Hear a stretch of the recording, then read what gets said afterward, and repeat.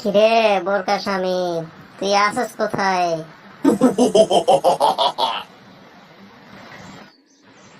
ওই সাজান ভাই, আমি তো মাজারে থাকি। মাজারে মাজারে মাজারে নামাজ পড়ি এখন। তাহাজ্জুদের নামাজ, রাত্রে দিনে তাহাজ্জুদের নামাজ পড়ি। আগে 60-70 রাকাত পড়ছি, এখন 120 রাকাত পড়ি। ও স্বামী, তুই মাজারে থাকিস, মাজারে কোথায় যাস না? আমারও তো ধরে শ্বশুর বাড়িতে নিয়ে আসছে। এখন শুধু ডিম দিতেছে, ডিম। সকালে 5টা, বিকালে 5টা, রাত্রে 5টা, শুধু ডিম দিতেছে। সে আপ্যায়ন করে আমারে।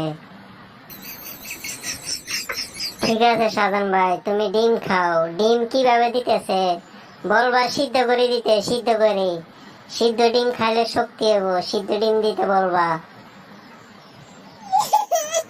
আগে যদি জানতাম, তবে দেশ ছেড়ে পালাইতাম। এই জ্বালার শরীরে সয় না। খেলবো না, খেলবো না ও সাজান গো, ও সাজান। খেলবো না আমি আর গো, ও সাজান গো।